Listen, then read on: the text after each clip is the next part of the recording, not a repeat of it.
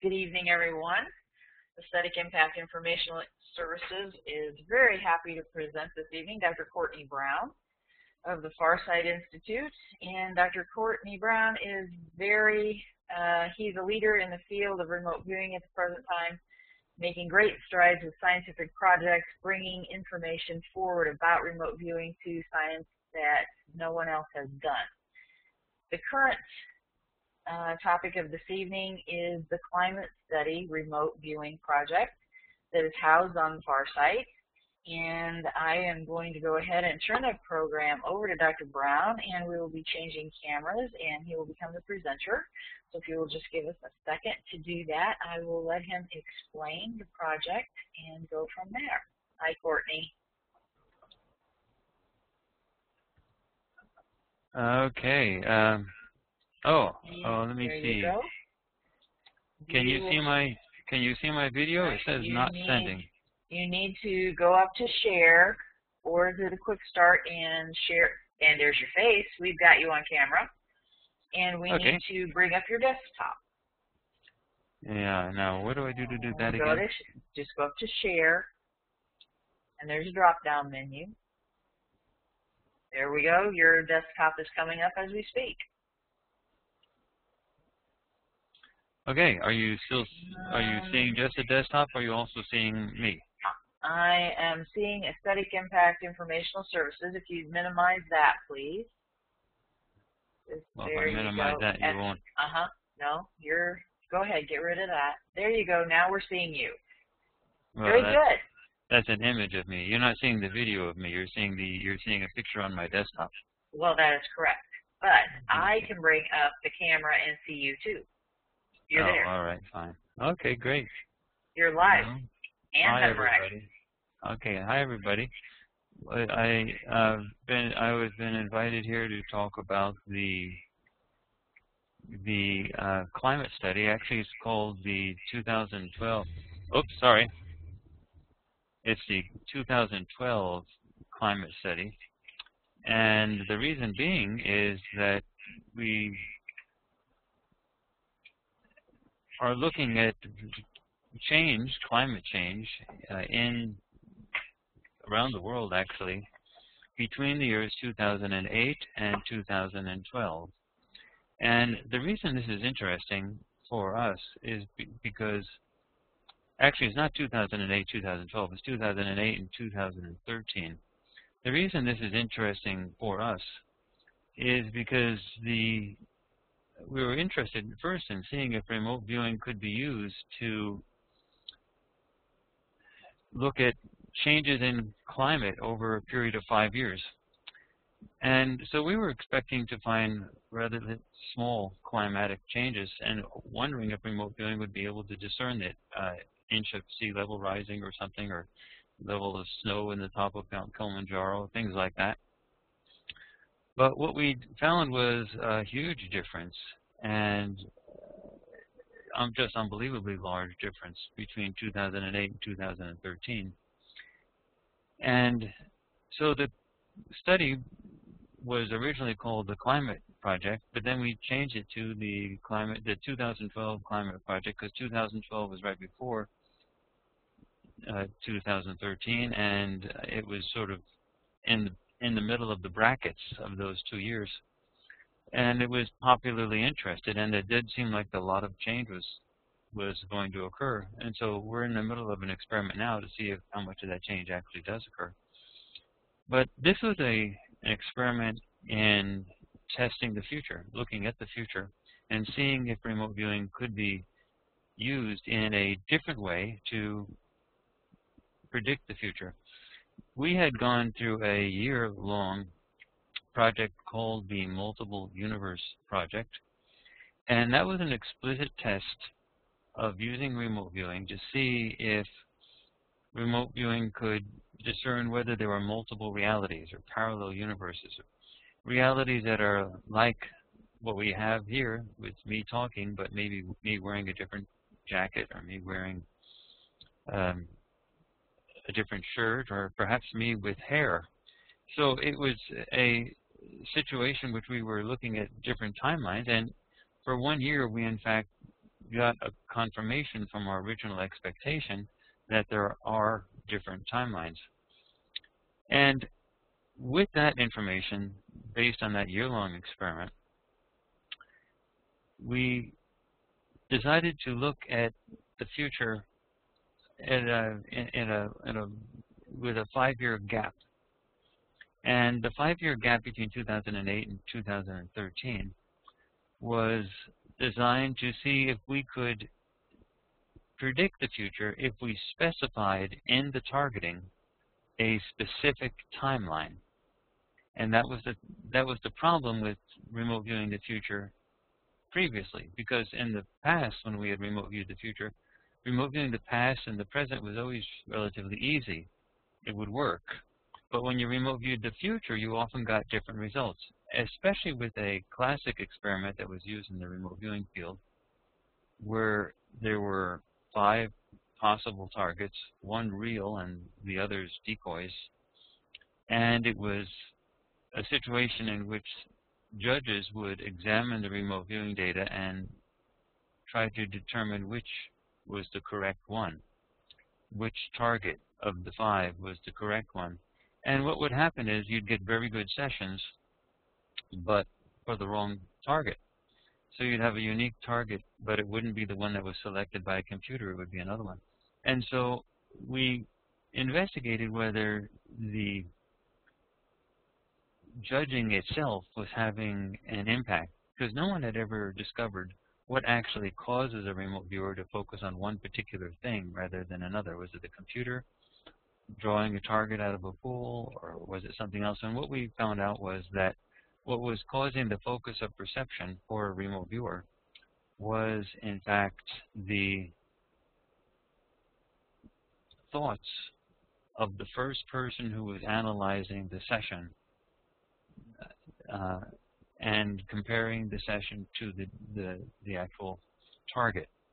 And so there was a telepathic connection between the viewer at the time that they were viewing the session and the analysis. And so when you had judges looking at 5 possible targets, and any of the targets could have been real, and the judges didn't know which was the real one, they didn't know that they were screwing up the entire experiment, because their thoughts, looking at all 5 targets, were creating the target.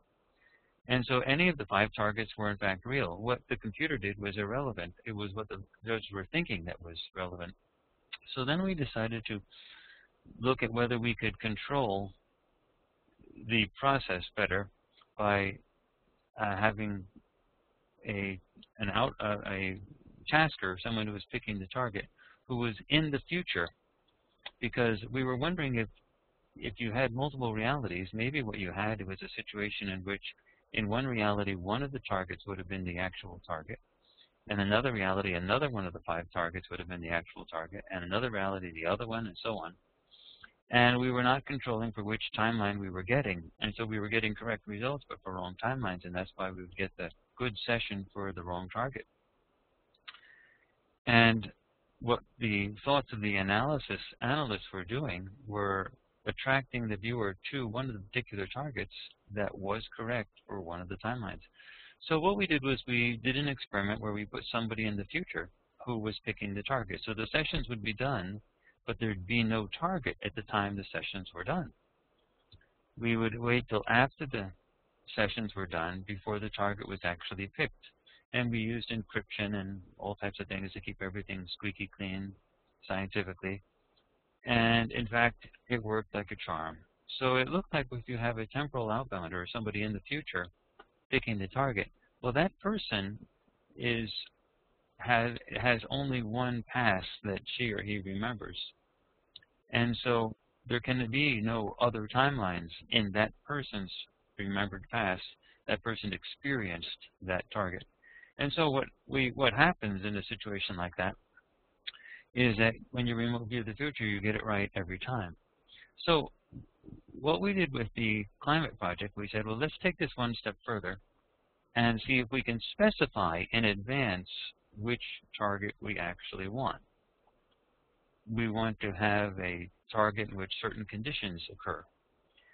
And so that's what this experiment is all about, the 2012 climate project. The remote viewing sessions, there were 37 of them. The remote viewing sessions that were describing targets in 2008 came back extremely strong. They were really good, and they described the targets all over the world exactly as they were in 2008. Mostly they were coastal, not all, but mostly they were coastal areas with airports or cities. Yeah. Would you be able to scroll down on your laptop so we could see where the climate part? Yes, I will. I'm going to get to that in a second. You get to it by using this link that's right underneath the video, which is 2012 remote viewing experiment. Okay. So if you click on that, you get to here. And there's a video that if you listen to it, you get a complete introduction to the entire project, plus the results. And that was presented in Boulder, Colorado, at the Society for Scientific Exploration, home of the University of Colorado at Boulder. And that particular video will fill in a lot of details that may be hard to follow tonight, but you can always go back to it, and it's good.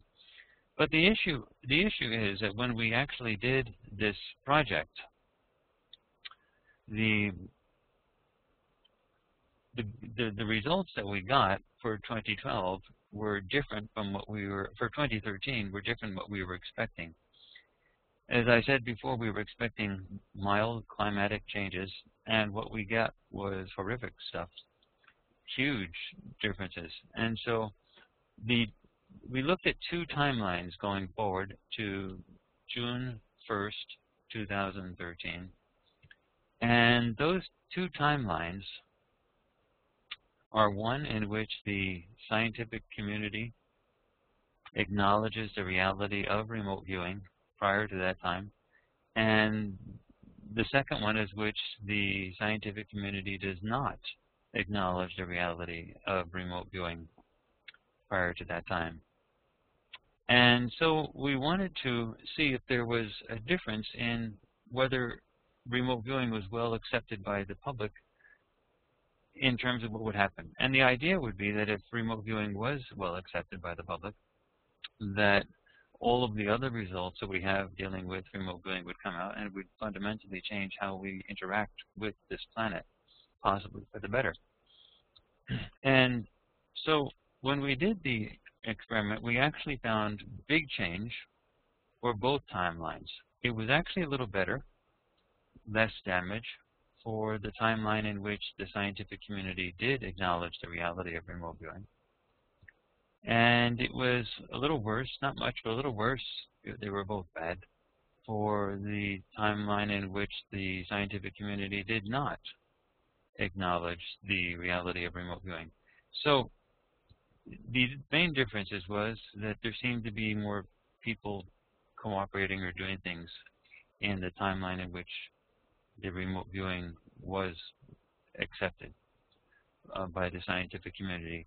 But anyway, so what we have here, if we scroll down, we see the targets: Vaitupu Tuvalu, Fort Jesus, Mombasa, the Sydney Opera House in Sydney, Australia, Mount Kilimanjaro, Tanzania, the United States Congress Building, the Malé International Airport in Malé, Maldives, the KITV building in Honolulu, Hawaii, and that's a TV station where one of our remote viewers works as one of the TV announcers, and the Vehicle Assembly Building at Launch Complex 39 at the Kennedy Space Center, Cape Canaveral, and then we have Key West, Florida. And when we looked over all of those data, what was amazing to us is the way the study was done. It was absolutely impossible for any of the viewers to know if they were remote viewing a 2008 target or a 2013 target. So they could not have ever known, nor could anyone on the planet, because of the controls we were using, have known, not even me. Yet when the 2008 sessions came back, they were all fine. There were no disasters going on. They were great. People, a lot of tourists going various places. The beaches were nice, things like that. But when we got to 2013, we got huge changes. We had, and some of them are listed here, we had impacts from what appear to be large meteors leading to tsunamis and possible volcanism, extensive and forceful flooding of coastal areas, excessive solar radiation, and storms and other severe weather. Tidal waves around the coast, many of them were really marked. And in terms of people, the data suggested for 2013 a massive self-organized relocation from coastal areas, meaning refugees, the breakdown of rescue and other notable governmental functioning. There was no National Guard or anything out there working. Breakdown of the food supply system, a breakdown of the vehicular transport system. People were basically walking. And extensive loss of buildings near the coast. Now, all of this surprised us dramatically. So what we are in right now is a situation in which we're waiting until June 1st, 2013 to see how much of this actually happens. So we're not predicting that to happen. We're saying this is the middle of an experiment where we're seeing if we can predict stuff like this. So if any of that stuff does happen at our chosen targets, we'll know that yes, we can make these predictions. And if that stuff doesn't happen, then we'll say, well, we're back to the drawing board. We can't make predictions like this yet. We can make predictions if we have a temporal outbounder, but for this experiment, we do not have anybody set up to pick targets for us in 2013. The targets were already done. And so this is a different type of experiment where we're trying to specify characteristics of a timeline and seeing if we can follow ourselves out to that to see if this will actually work. But anyway, so what we have here on this is a long page where a lot of the discussion here, written discussion here, is something that someone can read, but the video says a lot of it, and the video is actually probably the best source of this. But there are some sort of oddities when you're looking at the future. You don't just look at the remote viewing data. You always have to compare it with physical data at the same time, physical things. And if something like that was going to happen, we would assume that the governments would know about these possibilities, but wouldn't want to talk about them because of the panic and so on. So if you look at governmental activities, some things have occurred that are odd, that may be an indication that the governments are planning some type of mega meltdown. And for example, the U.S. Space Shuttle program ended, and that completely ends the U.S. manned space program. So we don't have any launch capabilities, and we're not going to have them for at least 5 years. And that's odd, given the investment that we went through to give ourselves a manned space program. It's being presented as if the Ph.D.s in NASA simply forgot that the space shuttle was going to be retired and said, oh my gosh, oh, what are we going to do? We have no replacement for the shuttle. But that really doesn't sound very convincing. But nonetheless, it's either they're planning something and realizing that they're not going to be able to launch during this window, and so just retire the shuttle. Why not? Or there's gross incompetence on the level of the NASA and the government. So, you know, either one of those is a great possibility. Anyway, but if you look also at the Svalbard Global Seed Vault, well, that's being sealed. That's being sealed this year. And that has every seed, agricultural seed, on the planet Earth. And it's sort of odd as a coincidence. Why do it now? And then you have the U.S. and the global debt. The European economies look like they're going to completely melt in a matter of months. It doesn't look like Greece is going to be able to avoid default. And the U.S. debt is completely unsustainable. And so the governments are acting as if they're not going to have to pay back those debts, perhaps anticipating some type of global economic reset. All of the economic resources are being pulled out of the economy. And then the devaluing of the U.S. dollar, the devaluing of U.S. Treasury bonds, which apparently is soon. Moody has been talking about it. It already happened with Standard & Poor's. With one of the, I think with Standard & Poor's, it already happened to some extent, but it's expecting more. And then there's a lot of people digging all over the place. Russia just announced a few weeks ago that they're going to build another 5,000 nuclear bomb shelters in Moscow alone, all to be done before the end of 2012, completed, because they can house currently only half of their Moscow population with the bomb shelters they have, and they need another 5,000 to do that. Also, all of their subways, their major subways, were dug very deep so that those could also serve. So, but another 5,000 all of a sudden, being a crash program that has to be finished before the end of 2012, you have to sort of say, well, why do that? Why are these things happening? So it's just another question you have to ask. And then finally, NASA and NOAA are predicting major solar storms in the post-2012 world that will knock out telecommunications and the power grid in so-called Carrington events, similar to what happened in 1859, but much bigger, much longer. And that would basically put us back in the Stone Age in terms of telecommunications. No internet, no power, and the refrigeration would go, and you wouldn't be able to drive cars because you need electricity to pump gas into the car at the gas station. And so, you know, NASA is talking about things like that. The need to reinforce the power grid, to ground the power grid so that these big solar storms creating coronal mass ejections wouldn't disrupt the power supply for the planet. But no one's doing anything about it. Congress is not doing anything to do that. So it does seem like activities are occurring on the level of the government that do seem to support in a predictive way what the remote viewing stuff is about. But again, we have to simply wait and see. It was totally unexpected, as I mentioned before, but it's what we're doing. So if you go to the link here, you can actually see for yourself. If you go to the link, not only can you see the video, which is where you should start, but you can actually go and look at the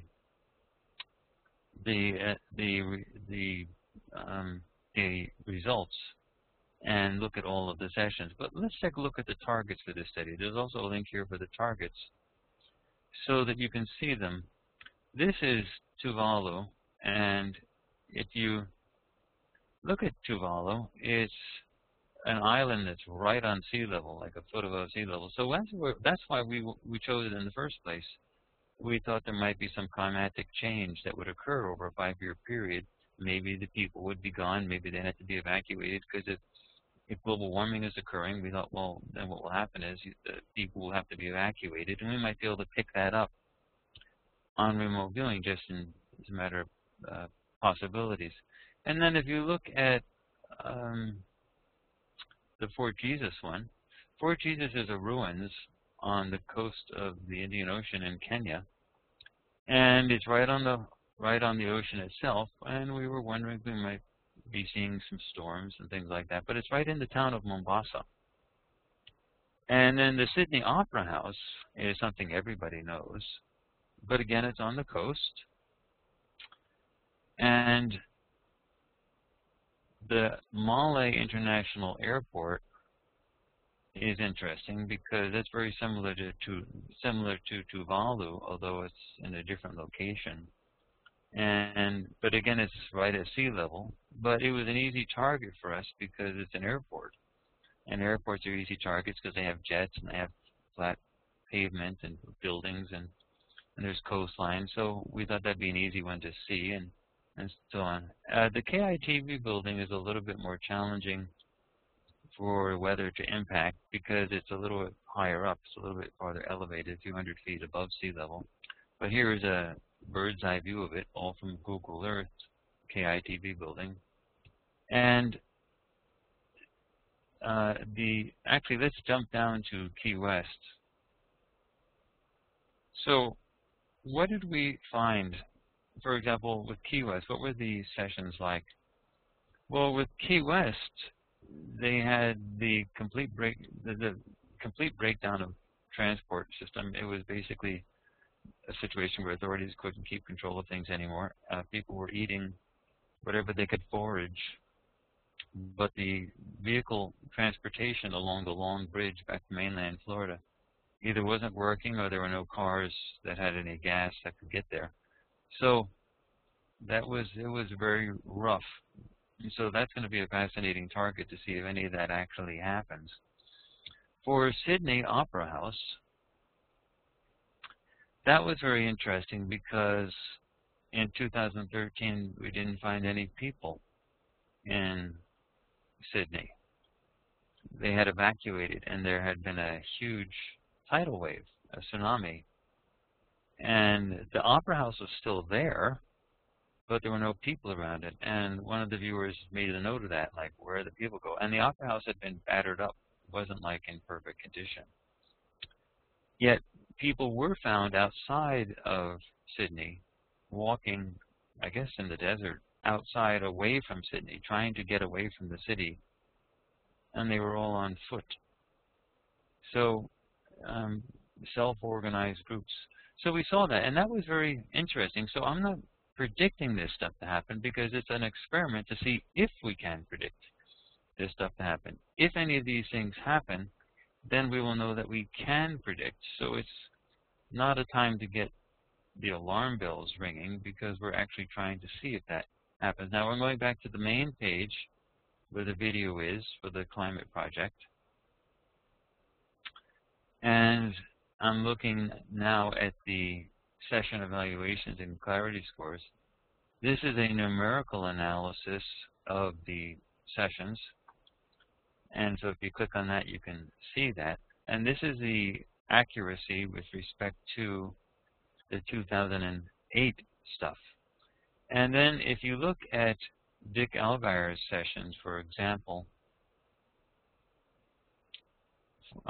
for 2008, actually his sessions for 2008 were fine, but what I want to look at, what I want to show you are the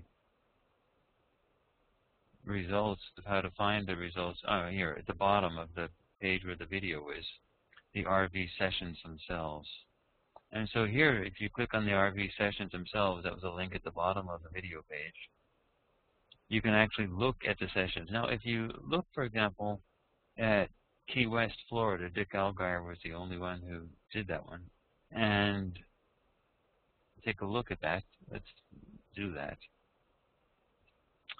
And you'll get an idea of what we're talking about. Here's a man looking, trying to build something. We'll go a little farther down. Human forms that are kneeling. Now there's 17 pages, so I'm going to scroll sort of fast on this thing. And then I'll look at the other session that he did for this. And Dick Algire is one of our very best remote viewers doing HRVG. And he's finding a lot of people, a lot of structures. But the people themselves are running into problems. Now I'm going to skip down here. We have humans working at different levels, building, trying to construct things. A lot of energy comes down. Something impacts, something comes down and hits. And it's very similar to what we were talking about before, and there's other stuff like tsunamis because of like some type of like a meteor almost coming in. And then he writes things like, these folks have big work, but only human labor, no machines, maybe pulleys, block, and ropes. So the machines weren't working. Warnings, very urgent. And then you can see a lot of the coast on this picture is sort of eroded away. The buildings are a wreck, like a ruins. something's coming down, an arcing trajectory, causing secondary waves, energy radiating out. Again, in many of the sessions with different viewers, we have the same thing, something coming down, hitting the water, causing kinetic energy that sends waves of stuff out. Dennis Smith, using CRV, also had a lot of that very same type of stuff for various targets, including Sydney, Australia. And here's people pulling things, pulling lines, pulling ropes, trying to put some type of project. Very primitive manpower, big project, Dick writes. Everyone pulling a rope in the same direction. And then there's also this urge to flee. People are wondering if they need to run because the energy is coming in from one side, like the waves. And people feel exposed and need to get out of there. And then he also says he got a sense of food preparation, primitive and unappealing, some kind of grain mashed into a grovel with mortar and pestle, boiled in something, may not have even been metal.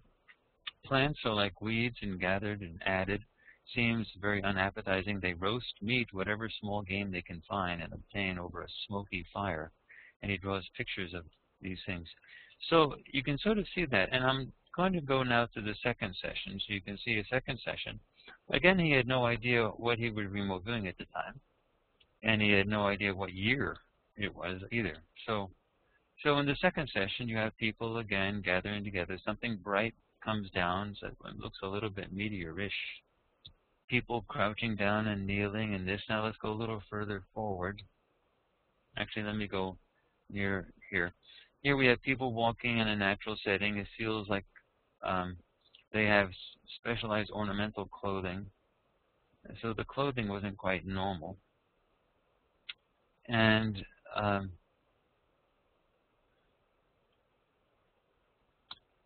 so we have some sloping land leading to a coast. And then let's get further on. You get a bluff or jagged cliffs, jagged and eroded. So it looks like, he writes here, this is like a bay with water, but the edge isn't like Key West as we know it today. It's eroded. And so here he has people emerging from a gate, and like a sheet or thin wall of energy is involved, something difficult to penetrate. And then he has here people kneel and squat in a communal effort. They have a task. They're very absorbed. And he's not sure that it involves, seems like it might involve food, but something required for the community. And then he has here, before I saw people coming out, but now I've seen them pushing forward. So people are pushing forward in a surge, trying to break something down. So it looks sort of like a panic, like almost like a stampede. And then they're burning something. But you get the idea. This isn't natural. This isn't nice Key West type stuff. Now again, the sessions for 2008 are great. So you don't have problems with 2008 sessions, but you do have problems with the future sessions, and that's what's so weird about this. The sessions for 2008, the viewers could not have told the difference between a 2008.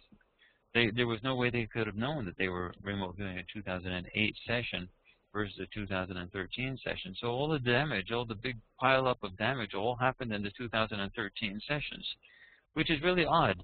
You'd expect it, if it was just random stuff, you'd expect half of the damaged sessions to be in 2008, and that'd be bad viewing. But none of the damaged sessions were not in 2008.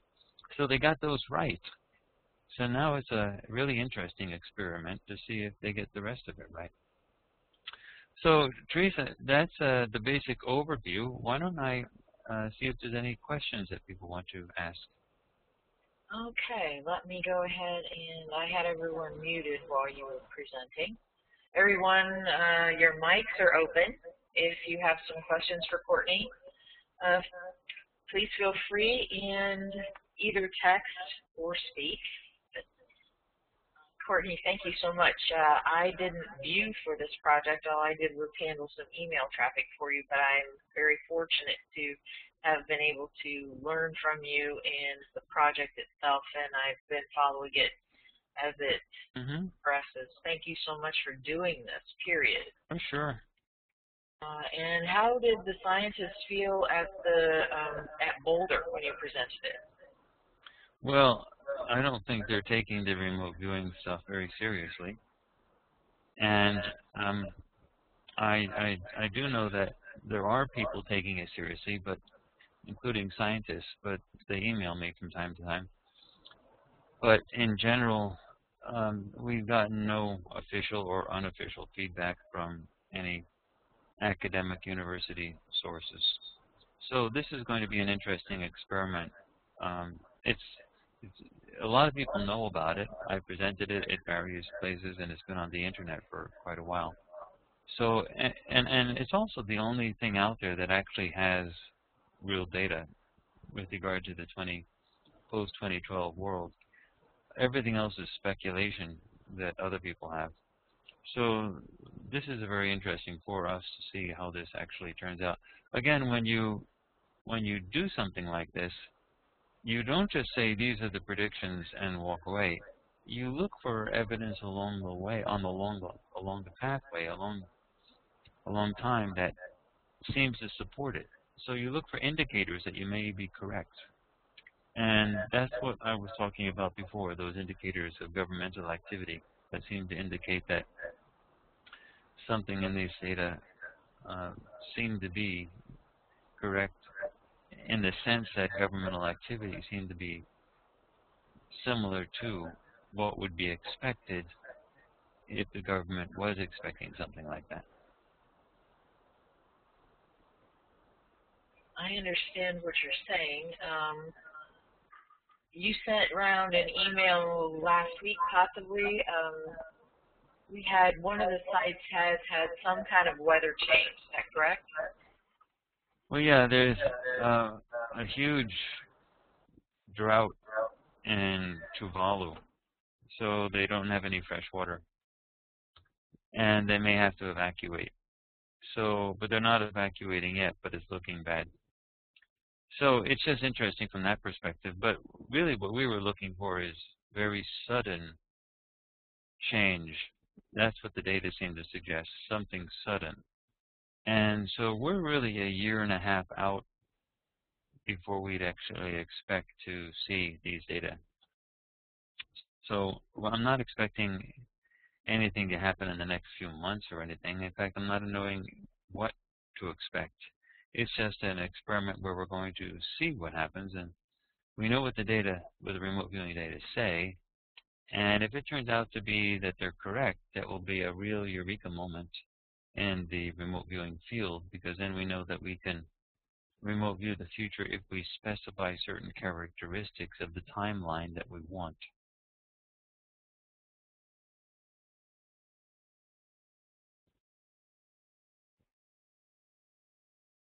I'm sorry, I did mute everyone. There's only 3 of us, but we're getting a lot of feedback through the recording. So if both people who are here know that if they would like to say something, they can text, and I will take the mute off. But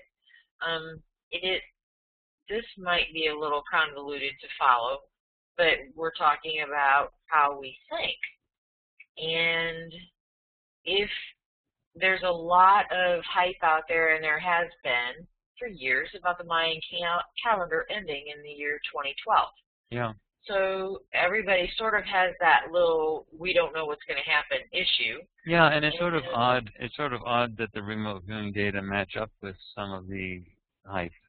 Right, and so now I'm wondering if everyone thinks along those. I mean, I personally don't. I think I'm going to wake up and go to work. Some scientist is going to reset the clock, and we're going to do something different, and I'm going to show up at work the way I always do.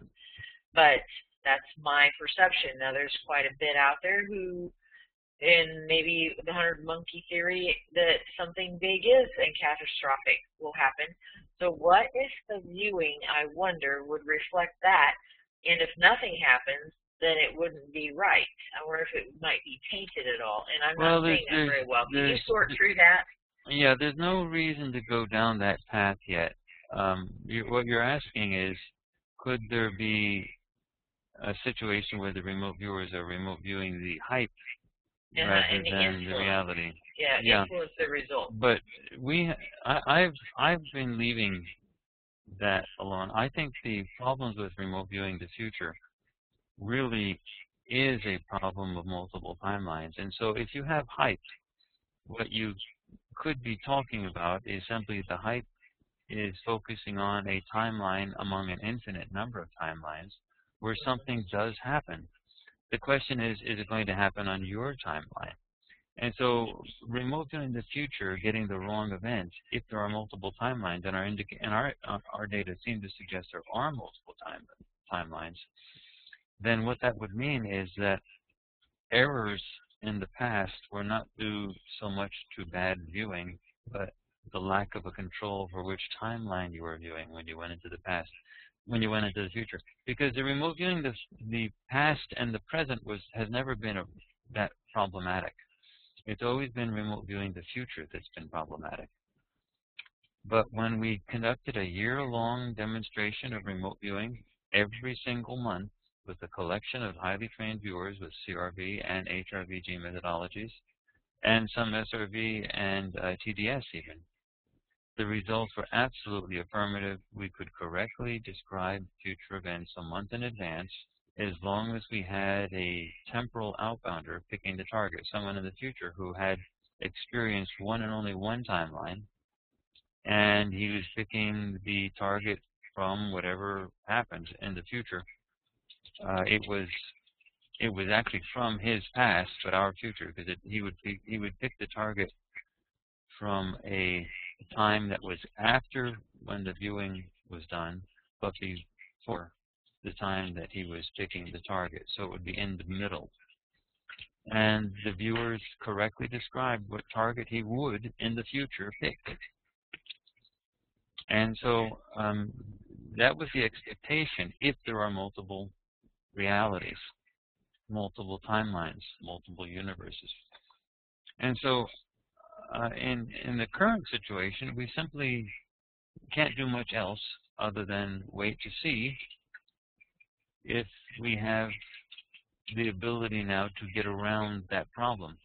The idea is that certain events might be so big. It's not like what shirt you wore in the morning or what shoes you put on, but certain events might be so big that they would affect a huge spread of timelines. And so if you get a really big set of events occurring, then your prediction is more likely to be true because that event is affecting so many timelines. And that's really what we're testing. If we can predict the future, if we discover an event in the future that is so humongous that a zillion timelines are simultaneously affected by it, that increases the probability that we may actually encounter it. And that is the test that we're going through right now. Gail, did you have a question? I see a hand up.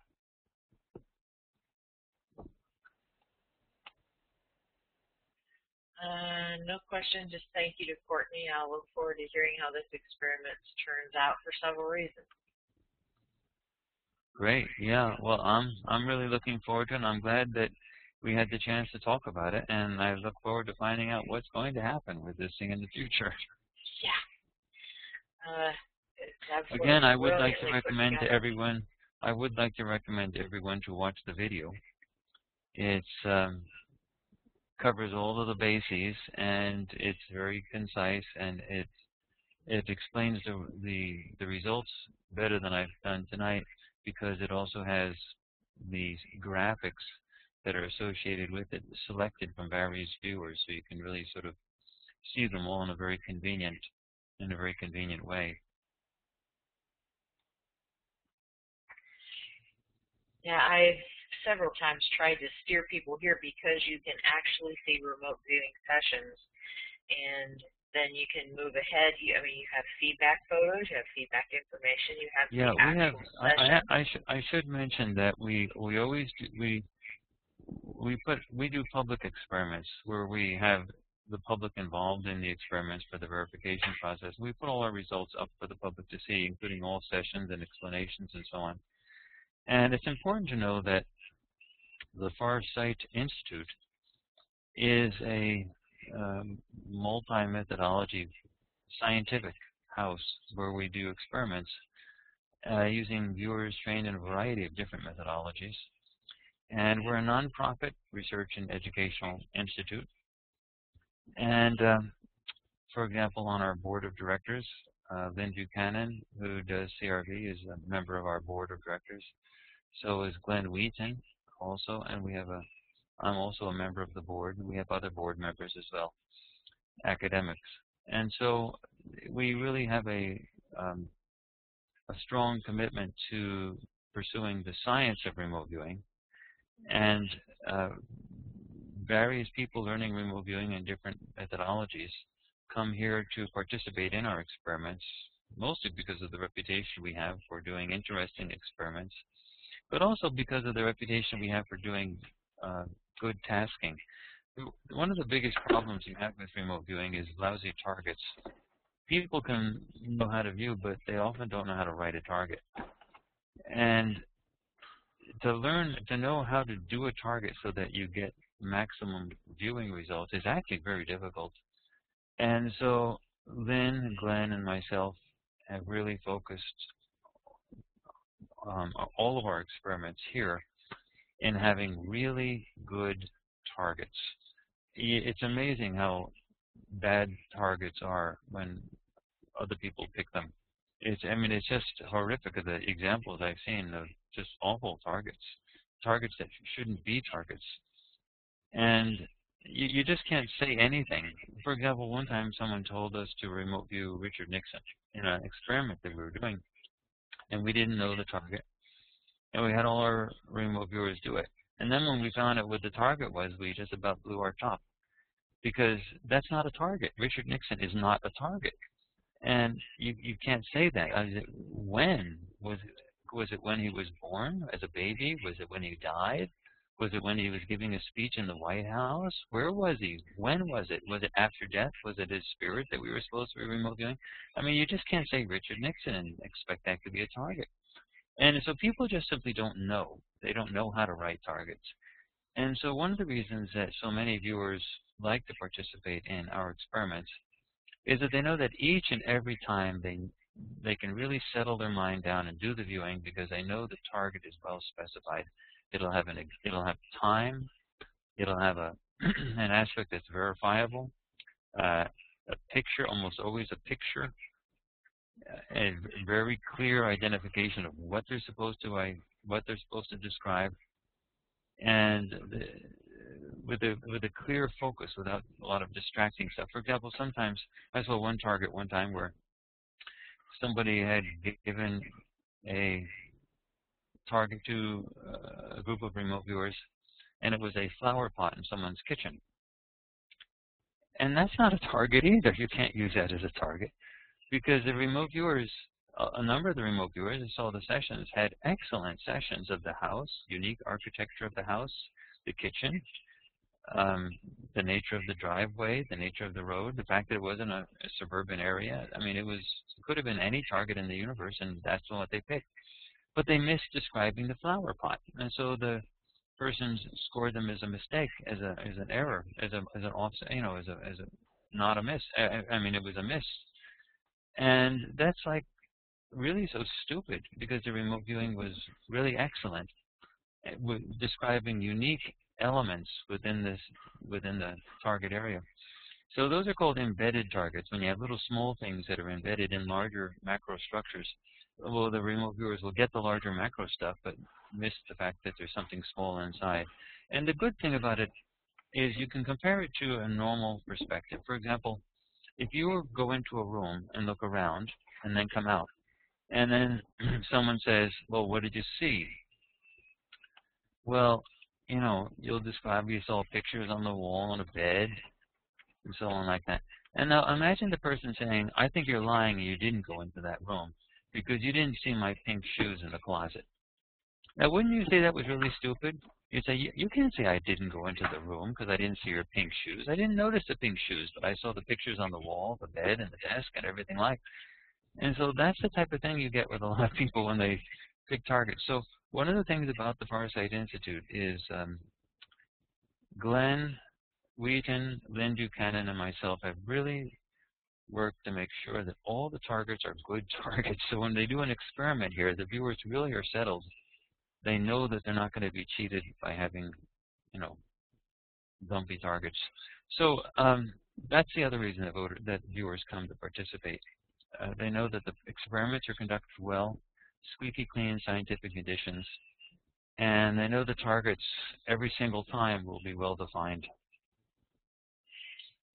If I might ask your opinion of something, while we're speaking of language and the usage of the word target, when remote viewing was first brought about and studied through Ingo Swann and Stanford SRI, they used the word target, and for instance, I presented a poster presentation to a group of nurses a couple of weekends ago, and one of them asked, can we, target, that's a military term, can we move away from that? What do you have to think, what do you think about that? Some battles are not worth fighting. Uh-huh.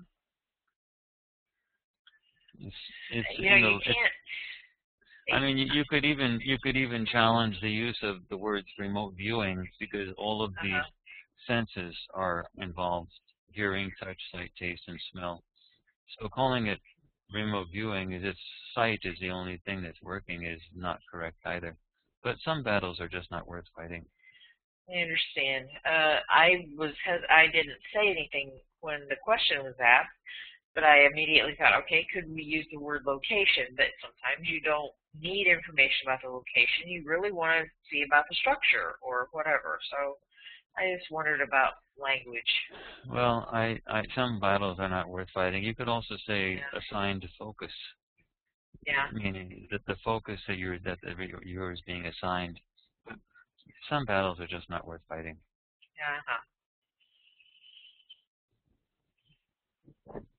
Gail, do you have any other questions? Well, I want to say I've enjoyed it very much, and I hope people have a chance to come to the website for the Institute and watch the video for the 2012 Climate Project, because it covers a great deal of stuff in a very succinct way. And we thank you for being here, Courtney. I have been putting ads in several magazines, Ode, Spirituality and Health, Holistic Journal of Nursing, ISEAM, Energy Magazine, and if nothing else, they don't really say a lot in particular. They introduce the topic, introduce the concept, because people are so busy if they've never heard of remote viewing. And my website has gotten, it was pushing 31,000 hits, and we've probably grown about 10,000 just since May. So I'm hoping to gain some exposure to the field and introduce the topic, and people will explore on their own. So great. I hope. Well, thank you so much for everything that you've done. Well, I thank you also, Teresa, for everything you've been doing, which is really a lot. Well, I haven't written any books such as yourself, or put together only one project so far, and definitely I would like to say here, I don't remember if you said, but your target pool was how big for this project? 100,000 or 999? No.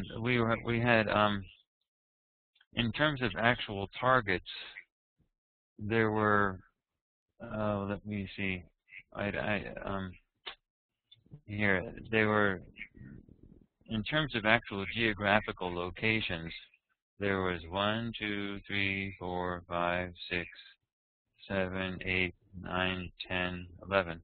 11 targets at 3 different time points, 2 timelines and 2 time points. However, the assignments to which target should be viewed for which session for this particular project was randomly jumbled, and there were 999 different target assignments, and which one of those 999 target assignments, such as session 1 assigned to target 19, for example, session 2 assigned to target 14, whatever. Whatever those assignments were in the process of randomly assigning targets to sessions, there were 999 possibilities. And which possibility was actually used was determined by a truly random event, which was the Dow Jones Industrial Average for a certain day in the future. So when that day occurred, we knew which session was assigned to which target.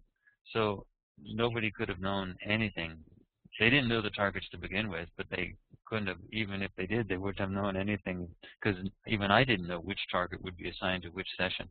So it was a truly randomized process. And the fact that the results came out so clearly binary, in the sense that all the damage came out in the 2013 time, and 2008 was so nice, that was really quite a surprising result. Brilliant. Well, Teresa, I want to thank you very much for inviting me. I thank you for coming. I certainly appreciate it. Mm-hmm. And thank you for all your fine work. And you've set the standard, and we can only look to you for more. So I'm afraid you're stuck. Well, actually, we have a couple really good projects coming out. One's going to be launched on January 1st. That's going to be a real spine tingler. You won't believe that one. That's a really amazing. And the next one will be a month or two after that. Again, equally amazing. Dick Allgaier sort of hinted at that. Yeah, we have two projects that are going to rock this world. Okay. Unbelievably. Well, we'll be looking forward to seeing what you've been up to. Okay, that's great. All right. Thanks for being with us. We appreciate it. Okay, great. Take care. Bye-bye now. Bye-bye now.